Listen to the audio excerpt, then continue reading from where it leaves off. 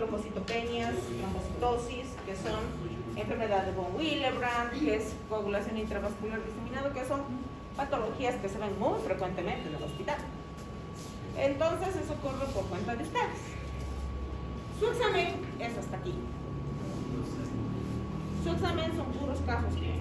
Yo tengo una clase más con ustedes, que es el siguiente jueves, pero lamentablemente el siguiente jueves es feriado. Así que vamos a adelantar la clase, donde vamos a ver solo casos clínicos. Les voy a enseñar a resolver casos clínicos. Sí, pues. ¿De esto? Sí. No, de todo. Ya no hay Claro, más. o sea, hasta aquí es examen. No. Según el cronograma. A última semana. De clase. Es que ya estamos prácticas, teorías, parciales. Pero yo tengo 16 como última clase. No, 10. No, 10. Podemos pasarlo. Podemos pasar. Los que quieren, yo quiero. Bueno, ya depende de ustedes. Su examen son casos clínicos. Depende de ustedes, de su buena voluntad, de sus ganas de aprender. Yo voy a venir el martes a las 5 de la tarde. Y el martes vamos a ver cómo se resuelven casos clínicos. No vamos a tener data, así que todo va a ser a capela. ¿Ya? ¿Quién lleva a hacer? No. Martes. El martes de la siguiente semana yo voy a venir para revisar casos clínicos, para enseñarles a resolver casos clínicos. Porque su examen del 20 son casos clínicos. Entonces vamos a ver los dos últimos temas que sí necesito que entren, porque con esto se concluye en teoría lo del segundo parcial. Lo que ustedes deberían haber dado hasta el segundo parcial, pero que por X o Z motivo nos hemos retrasado demasiado. Esto lo vamos a ver por las etapas, para que ustedes tengan noción y puedan hacer diagnósticos diferenciales de patologías que no son oncológicas, porque son similares con algunos detalles. Entonces vamos a ver lo que son leucemias y lo que son linfomas. ¿Qué es una leucemia? ¿Qué entienden ustedes? No lean esto. ¿Qué entienden ustedes por leucemia? Porque eso les tiene que ayudar a ustedes a razonar, a darse cuenta de las cosas. ¿Qué es una leucemia para ustedes? Ya, una alteración que se origina no necesariamente en la médula ósea, también se origina en sangre periférica. Pero, ¿qué les dice a ustedes la palabra leucemia?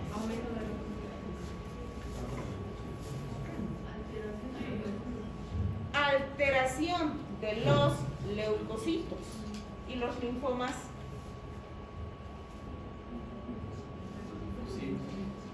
Alteración de los linfocitos. Entonces, cuando ustedes ven un laboratorio, primero tienen que ver leucocitos, que es el diferencial, y ahí les va a decir si su alteración es leucocitaria, pues linfocitaria, para que ustedes encaminen su diagnóstico. Entonces, leucocitos blancos, linfocitos son linfomas. Leucemias, leucocitos, leucemias, linfocitos, linfomas. Entonces, ¿qué es una leucemia?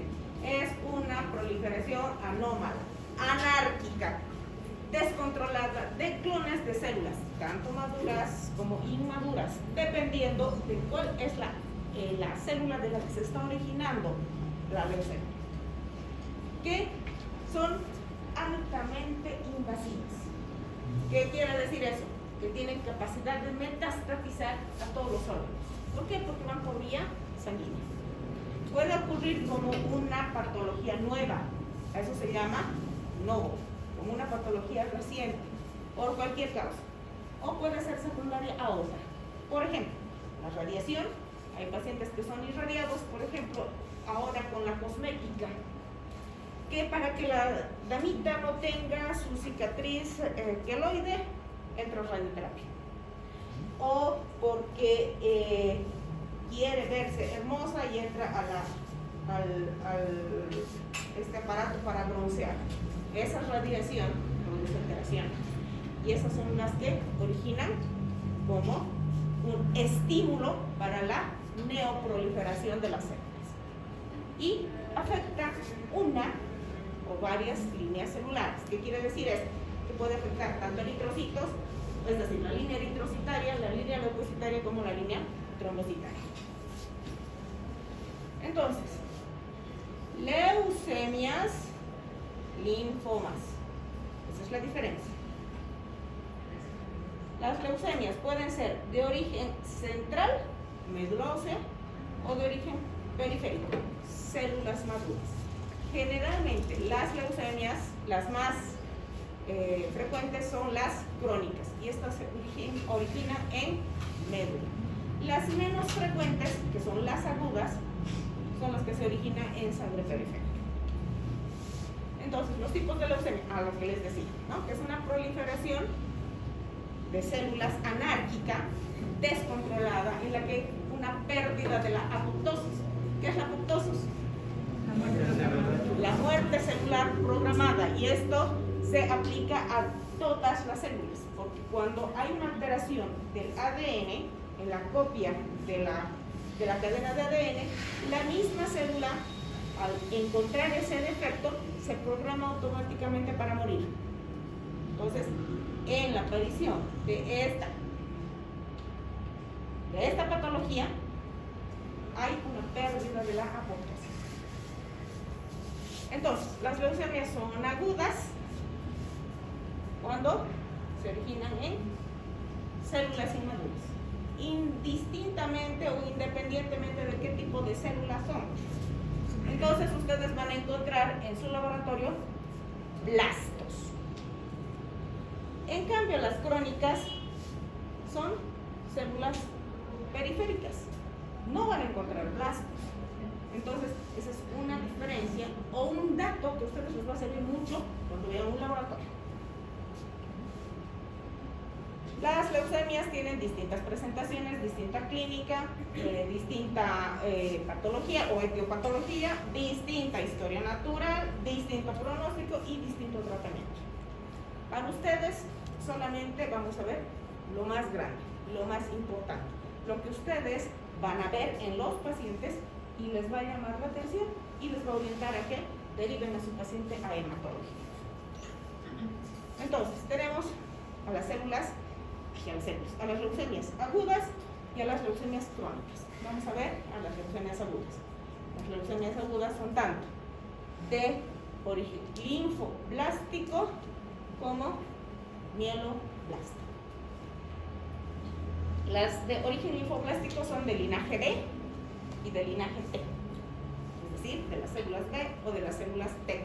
Aquí tenemos una gran cantidad de leucemias. No vamos a entrar en ese detalle.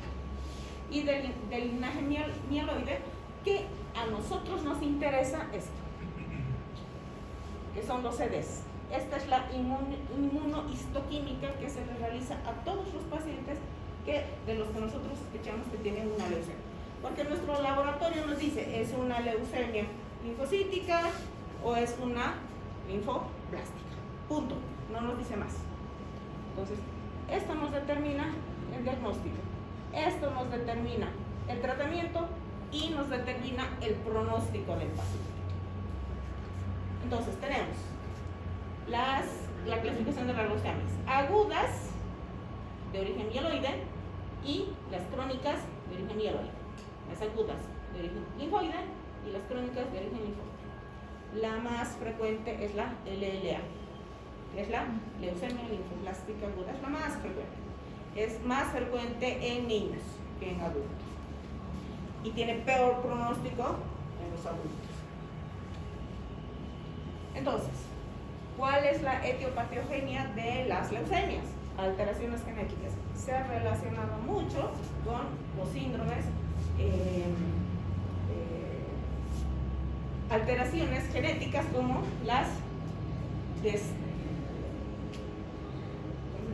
los desórdenes cromosómicos, síndrome de Down, síndrome de Klinefelter, síndrome de Turner o monosomía 7, o una alteración o un defecto, si ustedes quieren, en la reparación del ADN, por ejemplo, en el síndrome de Fanconi o en el síndrome de Bloom.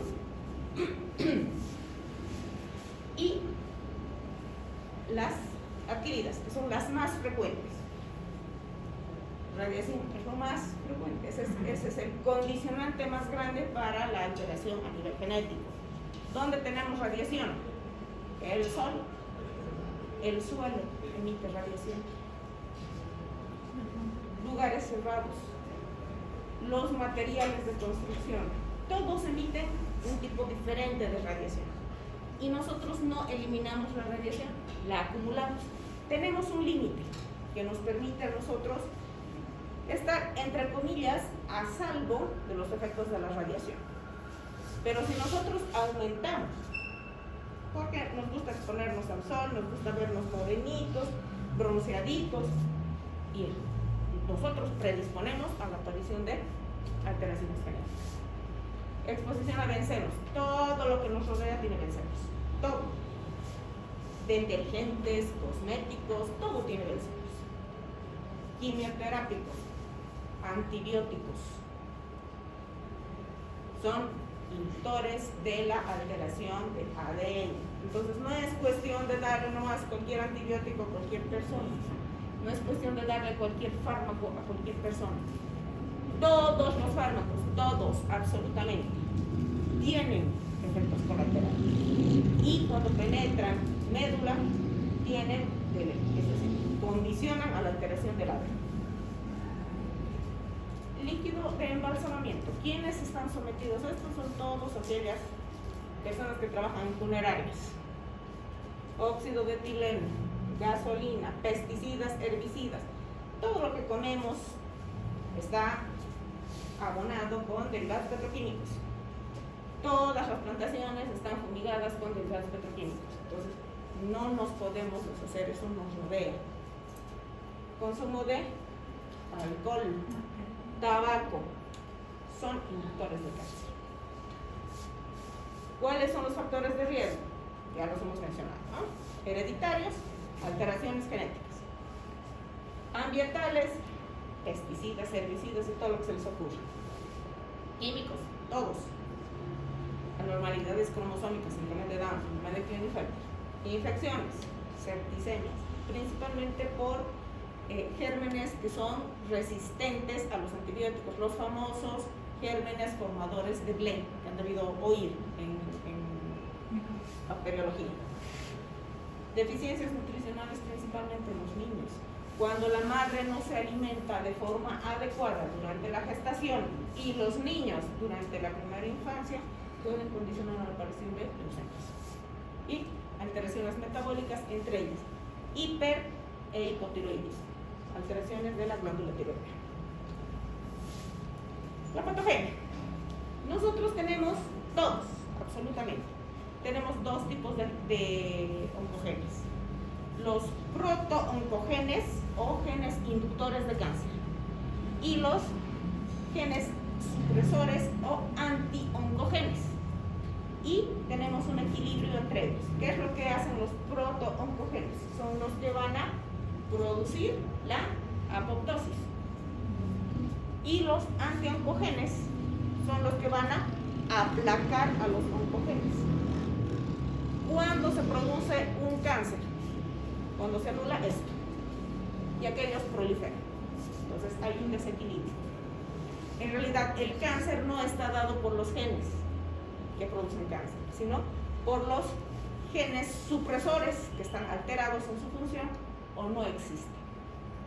Por lo tanto, hay una alteración en el crecimiento, alteración en la diferenciación, anulación de la apoptosis y transformación a cualquier tipo de neoplasia. Entonces sería la anulación de la apoptosis, ese antiogénesis. Sí. Nosotros tenemos genes, ustedes saben que ¿dónde se encuentran los protooncogenes? En los telómeros. ¿Saben lo que son los telómeros? Es la cabecita que tienen los cromosomas. Entonces, mientras más grande es el telómero, mayores características físicas tiene una persona, atributos y todo lo que ustedes quieran, pero también tiene más protooncogenes. ¿Qué son los protooncogenes? Los generadores de cáncer. Mientras más grande el telómero, mayor la probabilidad de ser un cáncer. Eso en teoría. Pero nosotros tenemos a los oncogenes supresores, que son los que mantienen a raya a los protooncogenes. ¿Qué es lo que pasa cuando son sometidos a radiación, que son sometidos a quimioterápicos, etcétera? Se anula esto. No se altera aquello, se altera esto, porque son más sensibles. Por lo tanto, al alterar, inhibir la función de los supresores, aquellos comienzan a proliferar y se presentan los distintos tipos de cáncer. Y para que un cáncer se presente, tiene que haber una mutación durante 9 meses. Si no hay una mutación durante 9 meses, el paciente no hace cáncer. Entonces, ya se imaginarán que el proceso neoplásico lleva su tiempo. No es de que, yo me había sentido mal hace una semana y resulta que de hace una semana me dio el cáncer. No se lleva años ser sometido a ese estímulo para que se produzca la neoplasia. Un poquito de la epidemiología, vamos a hablar de que las leucemias más frecuentes son las agudas, habíamos dicho, y se presentan en los niños en un 15%, en los de mediana edad o en los adolescentes entre un 20 y un 30%, en los adultos entre 80 a 90%, y la edad media en la que se presentan las leucemias es entre 60 y 70 años. Personas mayores tienen más riesgo, hombres tienen más riesgo, raza blanca es mucho más importante el riesgo, y judíos y las ciudades industrializadas. Si ustedes se van al campo y ven la forma de vida de los campesinos, no tienen tele, no tienen computadora, no tienen ningún tipo de dispositivo, no tienen cable, no tienen teléfono, no tienen tele, o sea, no tienen aparatos que generan emisión de radiación. Comen con lo más básico, o viven con lo más básico, con lo que ellos cultivan. ¿Con qué abonan sus productos? Con el desecho de sus animales. Son orgánicos, son biodegradables. En cambio, la industrialización es otra cosa. Entonces, hay menos incidencia en los campesinos que en las ciudades. Entonces, ¿qué es lo que sucede? ¿Cómo se suceden las cosas? A grandes rasgos. Hay una mutación. Esta mutación produce una proliferación descontrolada de blastos, células inmaduras, agudos, inmaduras, crónicos, periféricos, maduras. Entonces hay linfoblastos anormales en sangre periférica. Hay una disminución de la producción de las células a nivel de médula ósea, porque es reemplazada la médula ósea por tejido fibroso. Por lo tanto, hay anemia, trombocitopenia, neutropenia. Son las penias. Y cuando hay infiltración a otros órganos, principalmente a los órganos santuario, como les decía, sistema nervioso central, testículo ovario, articulaciones, ojo, los citostáticos no entran a esos lugares. Por lo tanto, cuando ya hay infiltración, la probabilidad de curación es mínima. Y eso significa mal pronóstico. Diferencias entre agudas y crónicas. Las agudas tienen un tiempo de evolución corto, menos de 6 meses. En cambio, las crónicas son de larga data.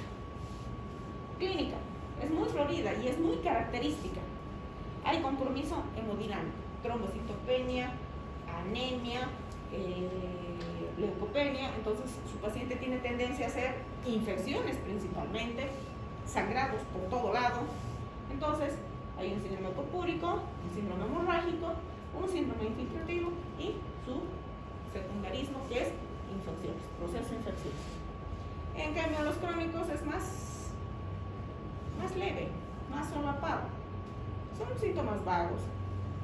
Hay una adinamia, hay un cansancio, una fatiga, Pero ¿qué les dice eso? No les dice nada. Muchas veces es un hallazgo casual. ¿Y qué vamos a encontrar nosotros en el laboratorio? En las agudas, los blastos. Los blastos es lo más importante. LDH elevada, alteraciones hepáticas, alteraciones renales. En cambio, en las laboratorios de las crónicas hay células demasiado maduras en sangre periférica. Pero si la LDH está elevada, ¿por qué? Porque hay destrucción celular. Yo les he dicho que la lactato deshidrogenasa es una sustancia que se encuentra dentro de las células que cuando estas son destruidas sale a sangre periférica, es decir, están en circulación. Y la medición de la LDH a nosotros nos determina destrucción celular. Hasta aquí preguntas. Algunas cositas que vamos a ver bien puntuales en las leucemias agudas y en las leucemias crónicas, que son importantes porque eso nos va a permitir hacer un diagnóstico diferencial. Esta es la clasificación de las leucemias. De linaje linfoide son L1, L2 y L3. Es decir, leucemia linfocítica aguda. L1 es el 85%, que es el de mejor pronóstico. L2, 14%, que es lo más frecuente en los adultos. Y L3, que es menos del 1%, gracias a Dios, que es el de peor pronóstico. En cambio, de la línea mieloide son 8 tipos de leucemias. Que no vamos a entrar en mucho detalle. Entonces, la clasificación inmunofenotípica, esto nos lo determina la inmunohistoquímica. Y esto para nosotros es de suma importancia para el tratamiento. Cada tipo de leucemia tiene un esquema distinto de tratamiento. Entonces, nos determina si son precursores de los linfocitos B, en un 80%, linfocitos B maduro, 15%, y linfocitos T, 5%. Estos son los de peor pronóstico, que no responden a nada. Y yo tengo un paciente, no sé dónde están mis alumnos de prácticas. Ahí están. Ellos ya han visto al paciente con un linfoma de células T que no está respondiendo al tratamiento, que tiene una gran necrosis tumoral y que se nos va a morir en una vida cerebral. Lamentablemente, es un paciente con. Entonces, los linfocitos T son los más agresivos. ¿Qué vamos a encontrar en el laboratorio? Anemia. Entonces, cuando ustedes no tienen clínica ya nativa, lo que les va a orientar a su diagnóstico es su laboratorio. Anemia. Ya les he dicho, si su paciente tiene anemia, ustedes tienen que fijarse cómo están los leucocitos y cómo están los trombocitos o plaquetas. Si su paciente tiene anemia, trombocitopenia y leucopenia, su paciente tiene algo en médula ósea mientras ustedes no demuestren lo contrario. Si solamente tiene anemia y el resto de las líneas celulares están normal, entonces su paciente tiene anemia pura y tienen que hacer su diagnóstico. No necesitan pedir aspirador de médula, no necesitan pedir biopsia, si solamente la línea eritroide está alterada. Pero si hay leucopenia y encima trombocitopenia, tienen la obligación de pedir un aspirado y una biopsia de médula ósea. Eso es obligatorio. Entonces, ¿qué vamos a encontrar? Ay, caramba, ¿qué le pasa a eso? Vamos a ver una anemia, trombocitopenia, una leucopenia o, por el contrario, podemos ver una leucocitosis. Y aquí ustedes tienen que hacer el diagnóstico diferencial de una infección, proceso infeccioso, una reacción leucemoide o una leucemia, por este detalle. Entonces, tienen que ver eso. Y vamos a ver si hay o no hay linfocitosis. Entonces, el recuento de leucocitos, si es menos de 10.000, generalmente se presenta en la mayor parte de los casos en un 47%. Hay unas leucocitos, no se llaman leucocitosis, sino el recuento de leucocitos es de menor a 10.000. Entonces, cuando tienen un recuento de leucocitos menos a 10.000, pero tienen trombocitopenia y tienen leucopenia, anemia y trombocitopenia, igual tienen que investigar mejor. Cuando es menor a 50,000, que es en un 33%, ya llama la atención. Ahí ustedes sí tienen que hacer su diagnóstico diferencial de una reacción leucemoide. ¿Por qué? Por encima de 25,000, ya les he dicho, eso es una reacción leucemoide, que puede ser secundaria a un proceso infeccioso o a cualquier otro proceso. Puede ser una neoplasia benigna que esté condicionando a la aparición de la reacción leucemoide. Por ejemplo, ¿qué patología benigna les condiciona para la aparición de la reacción leucemoide?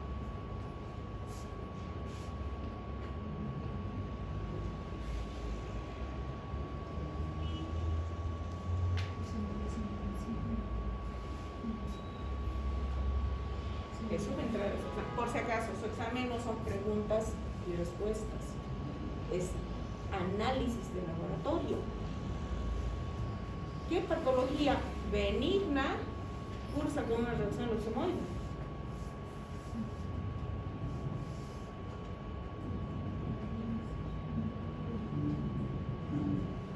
Enfermedades autoinmunológicas. ¿Cuáles?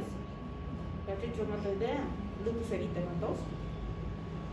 Esas patologías cursan con reacción leucemoide. No en el 100%, evidentemente, pero un porcentaje de esa patología cursa con una leucocitosis, una hiperleucocitosis, así se llama, una hiperleucocitosis. O la sarcoidosis, por ejemplo. Una infiltración de la tuberculosis, por ejemplo. O el mal de Pot puede condicionar a una hiperleucocitosis.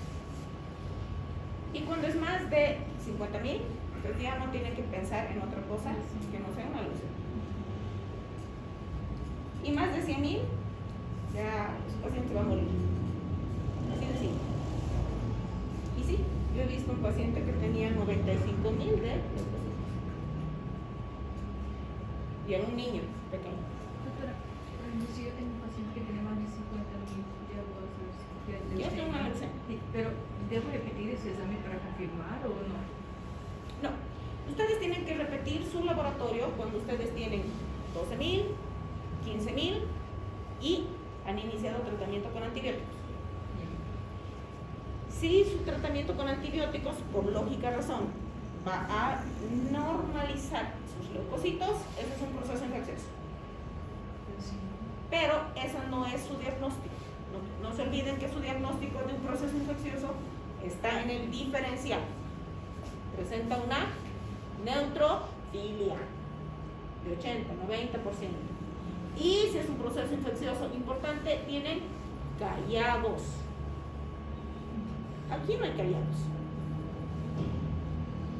Aquí son blastos, que es otra línea celular. ¿Qué son los callados? Son un paso antes a la maduración de los leucocitos.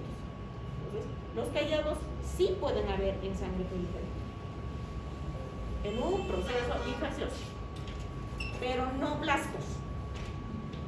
En cambio, en una leucemia hay blastos y no callados. Y generalmente no hay neutrofilia, es neutropenia. Entonces, ese es el diagnóstico que ustedes tienen que buscar en su laboratorio. Esos pequeños detalles que les van a orientar a su diagnóstico. Y obviamente tienen que hacer sus laboratorios complementarios. Les había dicho que si ustedes están sospechando en un proceso infeccioso, tienen que pedir su LDH, su PCR, su velocidad de eritrosedimentación, porque esos son reactantes en fase aguda. Entonces tienen que completar sus laboratorios para tener el diagnóstico, porque solamente sus leucocitos no les hacen un diagnóstico. Entonces tenemos un ácido úrico elevado. ¿Por qué? Porque hay necrosis. ¿Y cuál es el producto de la destrucción o del catabolismo proteico? ¿Cuál es el producto del catabolismo proteico.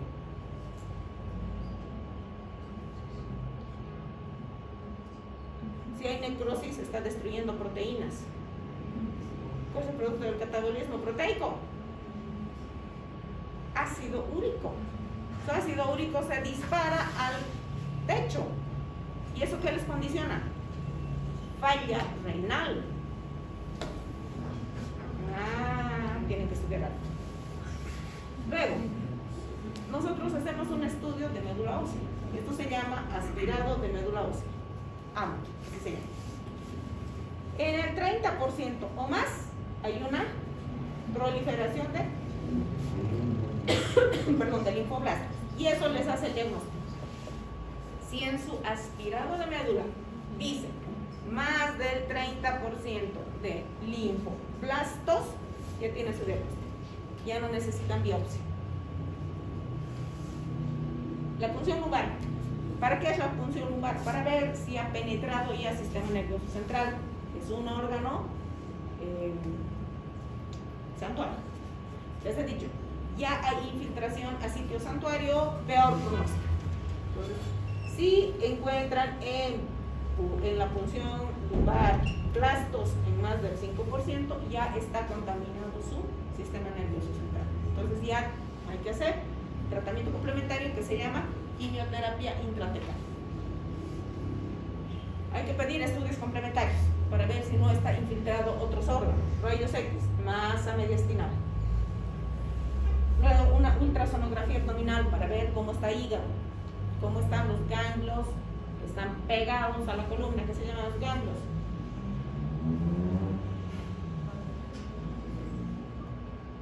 ¿Qué se llaman los ganglios que están pegados a la columna? Ganglios retroperitoneales, se van a aplazar. Y finalmente lo que nos va a decir qué tipo de patologías a las que nosotros nos estamos enfrentando es el cariotipo. ¿Cómo se saca el cariotipo? ¿En base a qué se saca el cariotipo? Se van a aplazar. ¿Qué les hace el cariotipo? ¿Qué les muestra el cariotipo?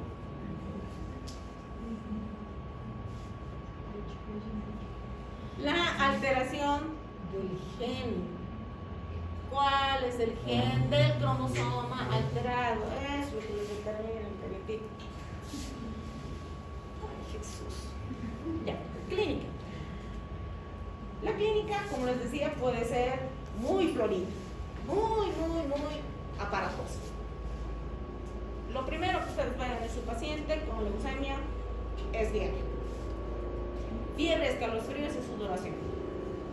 Eso es lo primero que su paciente presenta. Hay fatiga, artralgias mialgias, sangrados, gingivorragia, epistaxis, sangrado gastrointestinal. Obviamente no es un sangrado importante, pero es sangrado. Entonces ustedes tienen la obligación de preguntar, ¿hace pis con sangre? ¿Hace caquita con sangre? Cuando se limpia, ¿hay sangre en el papel higiénico? Eso es lo que tienen que preguntar. Esos son signos de sangrado. Anorexia.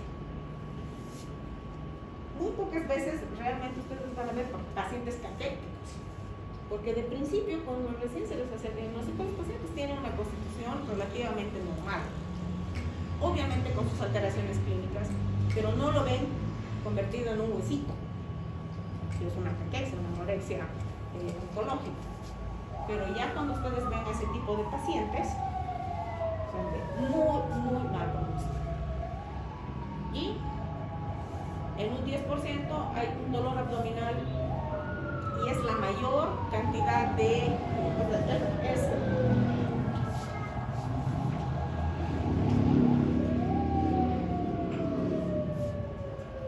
que a la clínica son. Entonces, muchas veces el paciente solamente viene por dolor abdominal inespecífico. Me duele el estómago. ¿De cuándo? Desde 3-4 meses. Pasa, vuelve. He tomado omeprazol. ¿Qué es el omeprazol? Es un inhibidor de la bomba de Bruton. Ya he tomado mi omeprazol y no me pasa. he tomado digestivo, no me pasa, he tomado antiácidos, no me pasa, pero el dolor abdominal es intermitente. Tienen que investigar a ese paciente, no lo pueden dejar pasar por alto. Luego,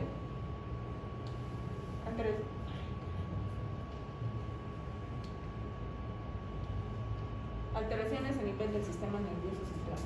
El paciente se queja de cefalea y epistasis. Entonces, no, ya les he dicho, lo primero que ustedes tienen que pensar en un paciente que tiene epistasis o cefalea es una hipertensión arterial. No van a pensar que tiene una leucemia, es una hipertensión arterial.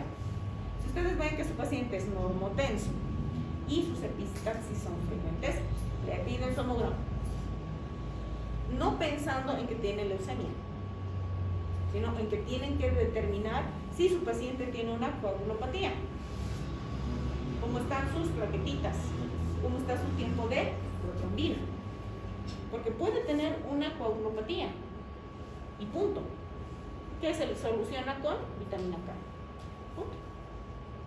Entonces, ustedes tienen que investigar, esto que les dice, que ustedes tienen que investigar al paciente siempre a fondo, no lo pueden dejar ahí con su cefalea, darle su paracetamol y para de contar. Tienen la obligación de esculcar hasta llegar a un diagnóstico, y una vez que llegan al diagnóstico tienen la obligación de tratar al paciente. Hay otros factores ya físicos que ustedes tienen que determinar en un paciente. Por ejemplo, la hepatosplenomegalia es lo más frecuente en un paciente con leucemia. Ustedes ven, su hígado está crecido, su vaso está crecido y es palpable, porque si ustedes se palpan no van a palpar ni su hígado ni su vaso. Pero en un paciente con alteración neoplásica sí van a palpar, y es un tumor duro. Algunos de ustedes han debido ser dejado palpar a un paciente, ¿no ven? Se nota cuando el paciente tiene masa tumoral. Es una superficie dura, es una superficie pétrea, y ustedes tienen que delimitar el borde de su órgano. Hepatoesplenomegalia. Paciente con sangrado, hepatoesplenomegalia y clínica es leucemia mientras no demuestren la condena. Palidez por obvias razones, porque su paciente cursa con anemia, petequias, hematomas. Yo tengo un paciente de 27 años que lo he visto el viernes. Solamente ha venido sin síntomas, solamente ha venido por hematomas. El chico está todo morado. Yo le he preguntado, ¿cuándo te has golpeado? No me he golpeado. Yo en la mañana amanezco así. Entonces, primero aquí, después aquí, después aquí, después más allá. Entonces el tipo es una sola petequia lleno de hematomas. Lo primero en lo que yo tengo que pensar es que mi paciente tiene trombocitopenia o una coagulopatía, no una leucemia. Le he pedido un laboratorio. Ese laboratorio tiene de leucocitos 90.000. Tiene una trombocitopenia porque tiene 9.000 de plaquetas y tiene una anemia de 5 gramos de silicio. Entonces, eso no es una trombocitopenia esencial. Es una leucemia, mientras yo no demuestro lo contrario. Lo que me llamó la atención de este paciente es que sus linfocitos son normales y sus neutrófilos también. Entonces no está muy alterado. Entonces recién está empezando su fase lítica. Como vamos a ver un poquito más adelante, las leucemias tienen 3 fases. Y él está en la fase de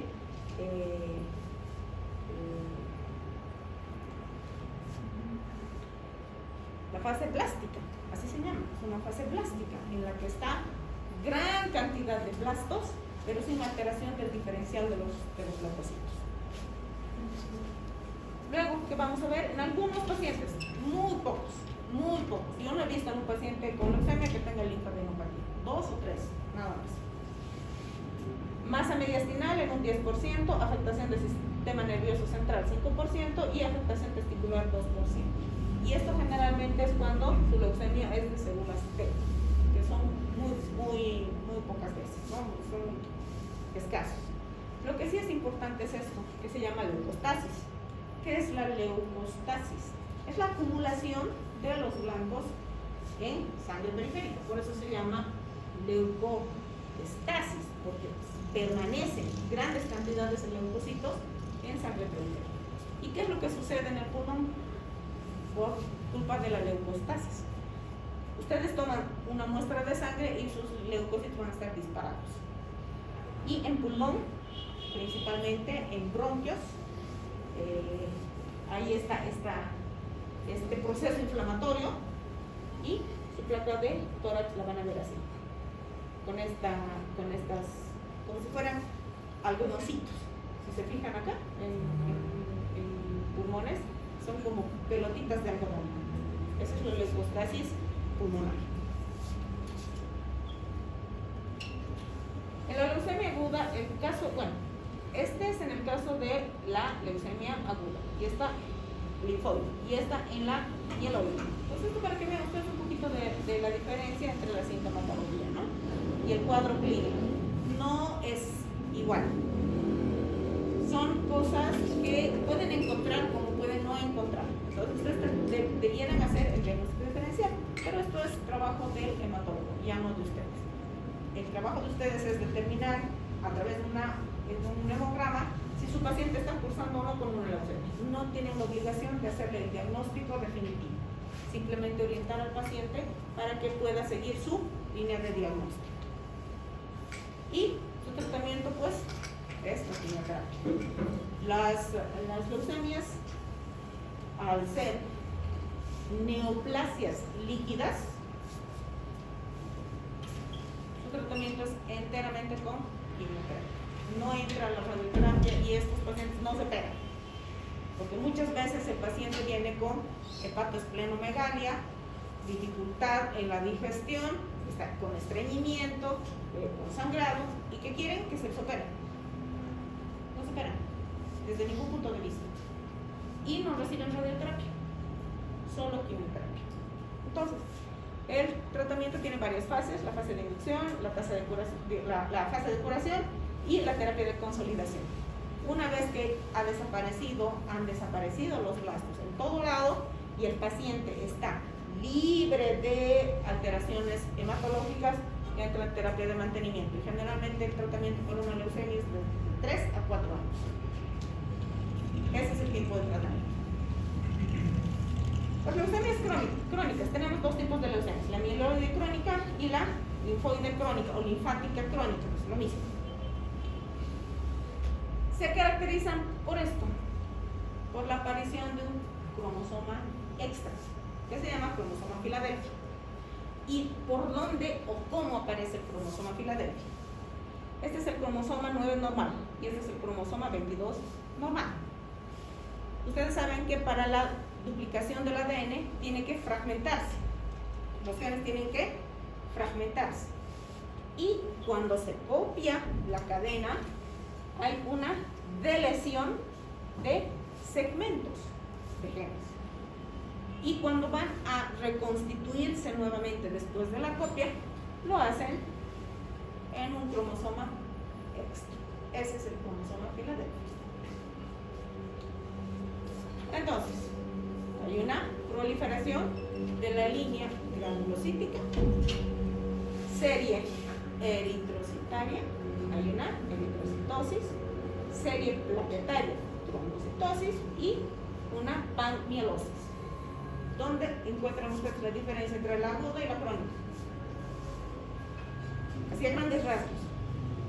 ¿Cómo hacen ustedes el diagnóstico de agudo versus crónico? ¿Cómo es?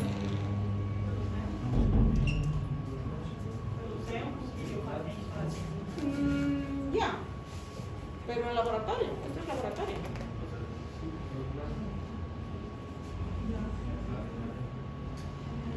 Aquí hay blastos. ¿Qué les dicen los blastos? Vean sus papitos, vean qué les dice esto. ¿Sí? ¿Qué han visto en la aguda? ¿Qué han visto en la aguda laboratorialmente? Han visto lo contrario. Penia. Aquí es trombocitosis, leucocitosis y eritrocitosis. Entonces, su laboratorio sí les hace diagnóstico diferencial. Si ustedes ven su hemoglobina, hematocrito en el cielo, si ven sus trombocitos por encima de 500,000, no van a pensar que es porque el paciente está viviendo feliz. Entonces, ahí está su diferencia. Aquí todo es aumento. Por eso se llama panielosis, porque el origen está en la médula y está en la alteración de la apoptosis. No le permite morir a la célula y esta se replica y vive eternamente. Vive eternamente. Y por eso hay eritrocitosis, porque no se destruye. Hay trombocitosis y hay leucocitosis. Entonces, su laboratorio sí les hace diagnóstico diferencial. Tiene una evolución trifásica, tiene 3 fases. La primera, que es la fase inicial o que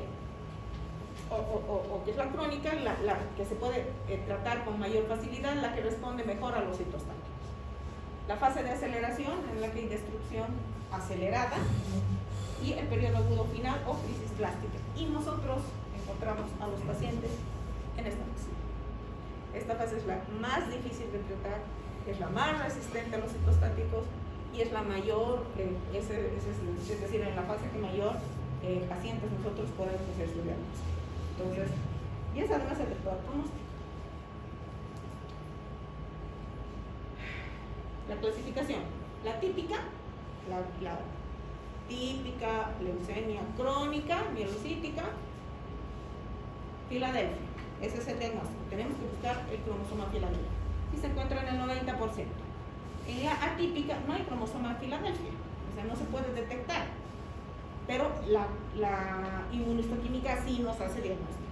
Y finalmente la variedad juvenil, en la que nosotros vamos a encontrar más frecuente en los niños, que es muy rara, gracias a Dios. La clínica, en la fase crónica vamos a ver un paciente asintomático y el hallazgo es casual. Viene por un control o por algún tipo de sintomatología que sea, digamos, casual o esté asociada pero que no sea muy importante, y nosotros hacemos diagnóstico por laboratorio. Vemos al examen clínico un espleno de hepatomegalia, como les había dicho, y su laboratorio se relaciona con una leucocitosis. Leucocitosis, esplenomegalia, yo tengo que sospechar que es una leucemia mientras no demuestre yo lo contrario. Hay síntomas inespecíficos, astenia, anorexia, pérdida de peso, y si es en los niños, ni se dan cuenta siquiera, porque todos los niños tienen anorexia, tienen pérdida de peso, porque no comen, no tienen apetito, y además porque su misma condición les genera un aumento del metabolismo. Rara vez dolores óseos, pero sí, eso sí tiene que llamar la atención. En un niño que tenga dolor óseo, tienen que investigar una leucemia o hacer un diagnóstico descartando una leucemia, porque dolor óseo en un niño es igual a leucemia. No tiene que dolerle los huesos a los niños. Una crisis gotosa en un niño, ni por si acaso. Priapismo, hemorragias y litiasis renal. Entonces, estas son cositas que se encuentran en los adultos, no se encuentran en los niños. Que si ustedes encuentran estas cosas en los niños, tienen que llamarles la atención. Laboratorio, leucocitosis, principalmente de los granulocitos, con maduración sincrónica, es decir, son células maduras las que ustedes van a encontrar. A diferencia de los blastos, que son células inmaduras en las leucemias maduras.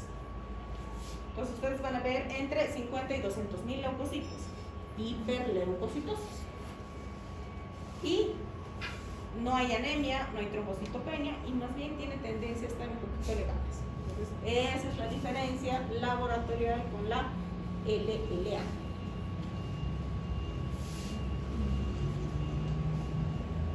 En la fase de aceleración hay más síntomas inespecíficos. El laboratorio generalmente no es muy significativo. Hay un aumento progresivo, sí, de los leucocitos. Se puede observar un poquito de anemia, un poquito de trombocitopenia, pero no es muy importante. Puede estar un poquito por debajo, pueden encontrar hasta 100.000 plaquetas, por ejemplo. O pueden encontrar un 8 o un 9 gramos de decilitro de hemoglobina. Entonces no es muy importante. Pero sí hay un aumento de ácido úrico y LDH, eso sí. ¿Por qué? Porque hay lisis. Entonces eso se eleva. Y pues progresivamente, si esto no se trata o no se hace el diagnóstico, esto va a ir creciendo. Eso es de lógica. Y la crisis plástica, que es la más desgraciada, la infeliz, en la que nosotros encontramos a la mayoría de los niños principalmente, se refiere a que hay una aparición ya de la propia característica de la leucemia, o sea, toda la clínica característica de la leucemia, en un 80%, y en un 20% toda la clínica similar a una leucemia aguda. Obviamente la LLA es de mucho mejor pronóstico porque responde mucho mejor a los citostáticos. En cambio la mieloide es bien compleja, es de muy mal pronóstico. Hay anemia severa, infecciones a repetición, hemorragias, trombosis, alteraciones multiorgánicas, principalmente infecciosas. Y el tratamiento de la leucemia crónica, la convencional, que es hidroxiurea, interferón y citarabina. Trasplante de médula, principalmente en pacientes jóvenes, y tienen una sobrevida entre 6 y 7 años. A diferencia de la LLA, que el paciente se puede curar. En cambio, la LNA no se cura. La linfoide crónica, hay una proliferación clonal y acumulación de linfocitos en sangre periférica. El 90% de los casos son de origen linfocitaria B. Y responden relativamente bien al tratamiento. Su diagnóstico, la linfocitosis sostenida y esta. Sombras de Grumbrecht. Esto van a encontrar en su sangre periférica, en su aspirado, en su frotis de sangre periférica. Y eso les hace el diagnóstico. Entonces es mucho más, sensible al tratamiento, se la puede controlar de mejor forma y nosotros buscamos esto, que es el CD20 positivo en la inmunohistoquímica, que a nosotros nos permite utilizar la inmunoterapia. En este caso el rituximab, que es un anticuerpo monoclonal que va a ir a atacar directamente a las células tumorales. Y con esto la probabilidad de curación del paciente es elevadísima, arriba del 90%. Si es CD20 negativo, está listo el paciente. Entonces, estas son las sombras de esos son. Y eso les va a determinar su laboratorio, porque está reportado. Ustedes han visto que su laboratorio les reporta anisocitosis, proteinocitosis, dactiocitosis, igual les va a reportar esto. Entonces ya tienen su diagnóstico, sin necesidad de someter a grandes procedimientos o procedimientos invasivos, principalmente a los niños, porque como sea un adulto puede tolerar, un niño no. Aunque yo he visto que los niños toleran mejor que los adultos todos los procedimientos invasivos, se quejan menos, les duele evidentemente, pero toleran mejor. Por ejemplo, un adulto difícilmente va a tolerar la alopecia por citostáticos. Los niños no les interesa un cohete, pueden andar felices sin pelitos. En cambio, un adulto no. Un adulto se compleja. Tolera mejor los efectos colaterales de la quimioterapia que un adulto. Entonces mi gorro por esos niños que cursan leucemias, porque realmente son personas muy valientes, mucho más valientes que cualquier adulto. Hasta aquí preguntas sobre leucemias. Esto de los linfomas es más facilito todavía, más canelita todavía. Y es a grandes rasgos que les voy a dar, porque les he hecho un resumen de prácticamente un libro, que son neoplasias. ¿Preguntas? Nada. Linfomas. Entonces, habíamos dicho que los linfomas son células que son células neoplásicas provenientes o que se derivan de los linfocitos T y B, punto. Y ustedes saben que la red linfoide se encuentra en todo el cuerpo y es el primer órgano que comienza a actuar frente a cualquier invasión de microorganismos. Entonces, se les inflama su muela y ahí tiene su adenopatía. Se les inflama el oído, su adenopatía. Tienen una enfermedad de transmisión sexual, ahí tiene su ganglio. Entonces, prácticamente es la defensa de nuestro cuerpo. Y ustedes tienen que pensar primero que es un proceso infeccioso y no neoplásico cuando ven adenopatías. Entonces, cuando ustedes tienen un paciente que tiene adenopatías periféricas, cervicales, retroauriculares, supraclaviculares, mediastinales, axilares, inguinales, peritrocleares, es un proceso infeccioso mientras no demuestran lo contrario. Para eso, ustedes tienen que pedir toda la batería de laboratorios para descartar las enfermedades más importantes que cursan con adenopatías virales, toxoplasmosis, citomegalovirus y mononucleosis infecciosa, bacteriana, viral y parasitaria. Cuando ustedes tienen estas adenopatías en los niños, eso es una enfermedad viral, pero en los adultos ya es diferente. Y de todas maneras tienen que descartar toxo, cito y mononucleosis en un adulto. Si su laboratorio da negativo, su paciente tiene linfoma, entonces no demuestran lo contrario. Entonces, si yo le hago su laboratorio a este paciente, su hemograma, glicemia, creatinina, bilirubinas, transaminasas, cito, mono, toxo, y todo me da negativo, tengo que biopsiar. No puedo dejar esta adenopatía así. Tengo que biopsiar. No es que yo le voy a dar antibióticos durante un mes y voy a ver qué resulta. No. Ustedes no dan tratamiento alguno mientras no tengan un laboratorio. Porque yo he visto que ven sus adenopatías y ahí le chantan los antibióticos. Con la clínica no se hace diagnóstico. Es parte de su diagnóstico.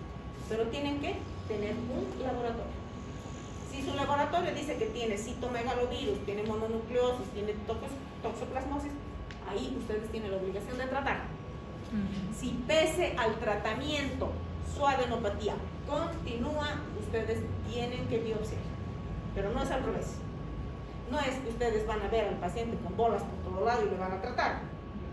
No es así. Si ustedes dan un antibiótico a un paciente antes de solicitar laboratorio, su laboratorio se altera. Entonces, primero es el laboratorio. Y recién, cuando tengan el resultado, hacen lo que tengan que hacer.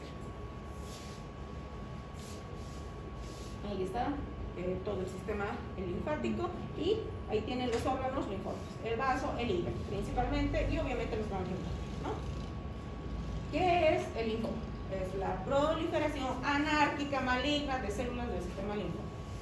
¿Qué significa? Linf significa agua y oma, tumor. Tumor de agua, al igual que las leucemias son tumores líquidos.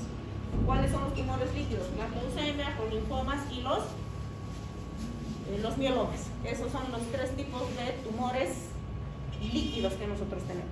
El resto son tumores sólidos. Los factores de riesgo, procesos infecciosos, principalmente el citomegalovirus y el Epstein-Barr. Enfermedades autoinmunológicas. Estas son desgraciadas. Estas son las que condicionan a la aparición de la mayor parte de las neoplasias. Y los químicos, como hemos visto. Existen dos tipos de linfomas, Hodgkin y no Hodgkin. Y los diferentes tipos de linfomas vienen de acuerdo a su morfología, su genética, su presentación, etc. Pero nosotros tenemos dos, Hodgkin y no Hodgkin. Y se acabó. Porque para los oncólogos, y ahí está lo finito. Para ustedes es Hodgkin o no Hodgkin. Se acabó.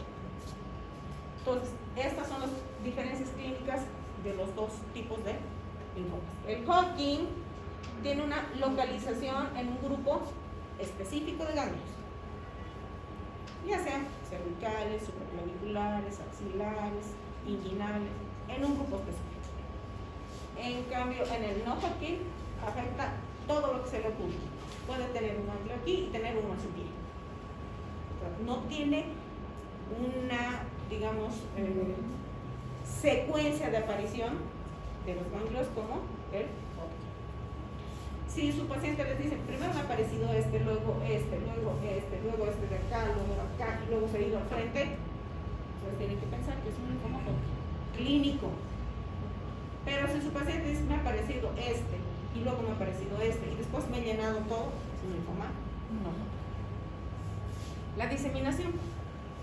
La diseminación por contigüidad. Es en orden. Primero aparecen cervicales, luego supraclaviculares, luego axilares, luego inguinales. Es en forma consecutiva. Este no. Donde se le pega la pinche gana. Rara vez afecta el ganglios mesentéricos. En cambio aquí afecta el anillo de Waldeyer y los ganglios mesentéricos. Y rara vez hay afectación extragangliar. ¿Qué significa la afectación extragangliar? Que invade otros tejidos. Por ejemplo, retroperitoneo, invade hígado, invade el mediastino. En cambio, aquí la afectación extragangliar es muy frecuente. Es por eso que cuando nosotros estamos frente a un paciente que tiene adenopatías, lo primero que pedimos es placa de tórax para ver mediastino. Es lo más fácil, lo más rápido a lo que nosotros podemos acceder para hacer un diagnóstico diferencial. Entonces, aquí, en el linfoma Hodgkin, la enfermedad localizada es más frecuente, en un solo lugar. Los síntomas B son más frecuentes. ¿Cuáles son los síntomas B? Sudoración profusa, alzas térmicas no cuantificadas y pérdida de peso. La presentación en mediastino es más frecuente. En cambio, en el no Hodgkin es más frecuente la presentación retroperitoneal. Es lo más frecuente, mucho más que la mesentérica. Hay una afectación muy importante de médula ósea en el momento en el que nosotros estamos haciendo el diagnóstico. Hay una enfermedad extralinfática. Generalmente está afectado el hígado o está afectado el mediastino. Y puede presentarse como un segundo tumor o un sincrónico con la leucemia. En cambio, en el linfoma Hodgkin no. ISO, hay la presencia de la paraproteína. ¿Cuál es la paraproteína?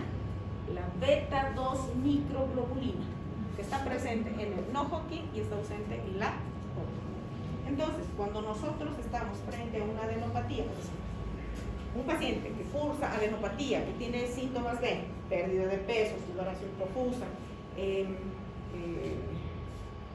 alza térmica no cuantificada, sin causa aparente, yo le pido su laboratorio y pido LDH y beta 2 microglobulina. Generalmente, mi beta 2 microglobulina ya me hace diagnóstico. Pero en el linfoma no Hodgkin tenemos una gran variedad. Y cada una de esas variedades tiene tratamiento diferente. Entonces, tengo que hacer mi diagnóstico. En cambio, en el linfoma Hodgkin no es tan aparatoso y no tengo que hacer todo ese chorizo de tratamiento, todo ese chorizo de laboratorios. Es mucho más sencillo. En el linfoma Hodgkin basta con sangre periférica, con el frotis de sangre periférica que me va a determinar un tipo de célula, que se llaman las células de red Stemmer. Eso es en sangre periférica. Si yo tengo mi red Stemmer, yo tengo mi diagnóstico. En cambio, en el linfoma no Hodgkin no es así. Yo tengo que hacer toda la batería de laboratorios y todos los exámenes complementarios que se llaman estudios de extensión para hacer el diagnóstico. Y la etapificación. Esta es la etapificación. La etapificación a nosotros lo podemos hacer clínicamente. Cuando solamente está comprometido un grupo ganglionar, es un estadio 1. Cuando está comprometido a ambos lados de ese grupo o está en dos sitios, ya es un estadio 2. Cuando tiene ya pasando el diafragma, es un estadio 3. Y cuando ya está diseminado, pues es un estadio 4. Y vamos a hablar un poquito de el linfoma Hodgkin o enfermedad de Hodgkin, que es exactamente lo mismo, en el que este señor, Thomas Hodgkin, fue el primero que describió estas células, que son características, si usted se fija, parecen dos ojos.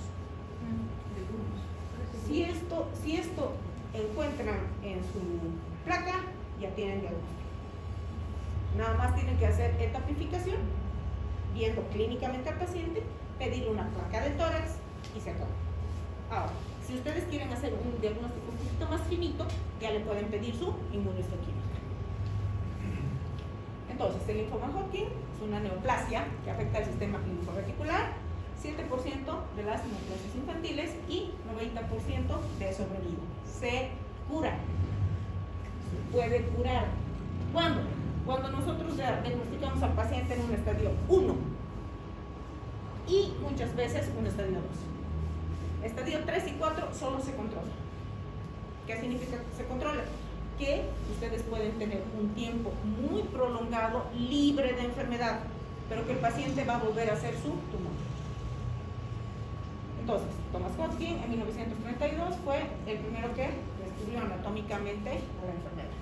Y Stenberg en 1898 y el señor Ring, que era otro biólogo, en 1902 pues identificaron a las células gigantes multinucleadas denominadas células de Red Stem, ojos de búho, como dicen.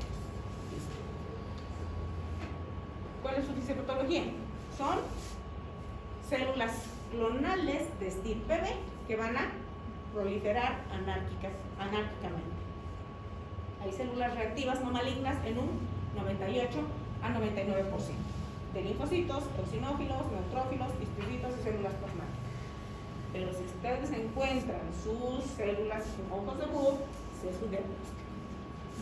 Y las células malignas, que son las células de Hodgkin, las de Red Stenberg, con sus respectivos marcadores, y las células Hodgkin Red Stenberg, que son las que nos hacen el diagnóstico definitivo, esto pero en médula ósea, ya con el aspirado de médula ósea. Obviamente cuando ustedes frente a un paciente con una probable neoplasia, pues lo protocolar, porque nosotros los oncólogos hacemos todo basados en protocolos y tenemos que regirnos a un protocolo, y el protocolo dice que si yo tengo un paciente con adenopatía, tengo que hacerle su laboratorio, tengo que hacerle sus estudios de extensión, tengo que etapificarlo y recién puedo iniciar tratamiento, no puedo hacer alegremente tratamiento.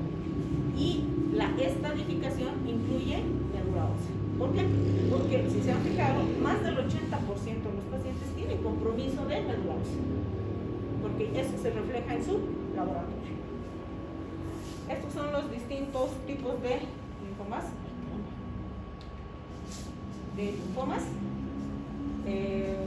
Histopatológicamente clasificadas: a predominio linfocitario nodular, las formas clásicas que son CD20 negativos, depresión linfoide, la esclerosis nodular y la descelularidad mixta. Cada uno tiene un tratamiento diferente.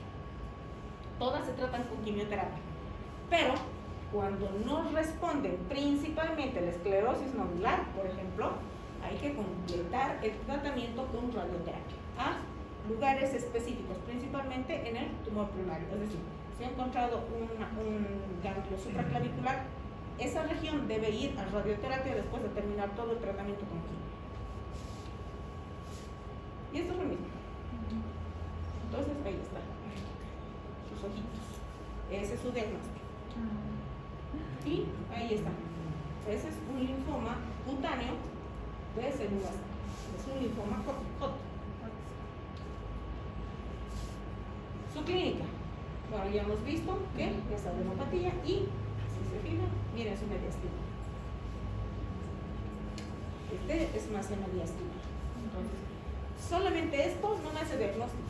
Solamente esto no me hace diagnóstico. Entonces, yo tengo la obligación de pedir todo dentro del protocolo para poder hacer mi diagnóstico definitivo, obviamente teniendo en cuenta toda la clínica y todo el examen físico del paciente, ¿no? Entonces, si yo tengo mi diagnóstico con biopsia incisional, no puedo hacer punción. Muchas veces agarran, pinchan y quieren sacar con jeringa. No funciona así, porque más del 80% de las veces sale negativo.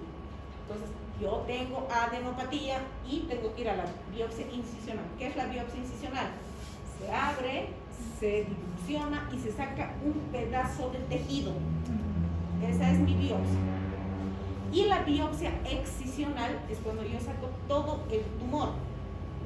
Yo estoy haciendo un examen clínico y tengo aquí una adenopatía que es móvil, es grande, es dura, y le digo al cirujano, tiene que hacerme una biopsia excisional. Entonces el cirujano entra sin tocarme el tumor, saca tejido sano que está alrededor, sin tocarme el tumor. ¿Por qué? Porque es como un parásito. Yo molesto al parásito y el parásito se defiende. Comienza a producir gran cantidad de sustancias que me disparan las células a todo el cuerpo. Entonces, mucho cuidado cómo pido yo la biopsia. Muchos de los cirujanos quieren sacar todo el tejido. No es necesario sacar todo el tejido. O quieren sacar, por ejemplo, en este caso,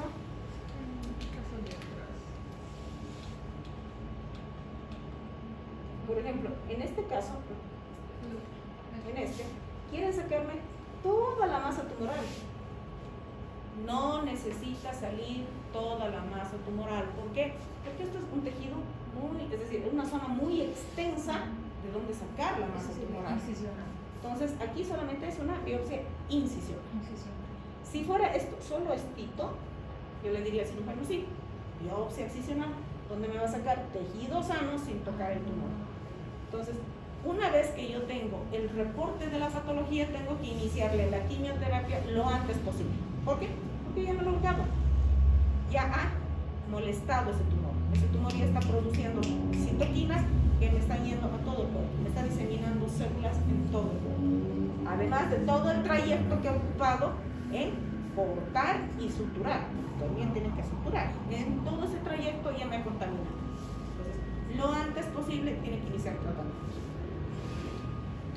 Doctora, yo podría tener un paciente que me haría lugar de su clínica, por ejemplo, primero aquí, cervical, después axilar, pero después inguinal, después aquí, otra vez, eso sería non-Hodgkin, así mismo que empezó con esa secuencia y después se fue aquí, Claro. sería non-Hodgkin. ¿Sí? O sea, tú estás sospechando en un linfoma Hodgkin. Porque me Si habló empezó primero, acá, ajá, y luego después acá, aquí. luego al axilar, Y ahí luego se al fue inguinal. al final, Exacto. pero Ahora, si tu paciente, por ejemplo, tiene una acá y luego presenta otra acá, bueno, por ejemplo, si yo tengo esa secuencia, dos aquí, ¿no ven? Ya. Y después me va acá y después sube aquí. pero es en secuencia, aparece en secuencia. Ahora es diferente cuando te dice ha aparecido primero aquí, luego ha aparecido aquí, luego se ha ido aquí. Esa no es secuencia. ¿Por qué? Nosotros tomamos en cuenta la línea media, izquierda, derecha. Primero acá y luego acá. Ya ha pasado la línea media. Entonces, Igual, apareció acá y luego acá. Pasó el diafragma. Entonces, ya no es sería secuencia. non-Hodgkin. Ya no es secuencia. Secuencias apareció aquí, luego aquí, luego aquí, luego aquí, luego aquí, luego aquí. Esa es secuencia. Entonces, yo tengo mi biopsia incisional o excisional, dependiendo del tamaño del tumor. Tengo que ir a mi inmunohistoquímica. ¿Para qué? Para determinarme el CD20. Que es el que a mí me va a permitir ofrecerle al paciente la posibilidad de curación por el tratamiento con los anticuerpos monoclonales. Entonces yo tengo mi diagnóstico, linfoma Hodgkin, linfoma no Hodgkin, y si es un linfoma Hodgkin clásico o a predominio linfocítico nodular.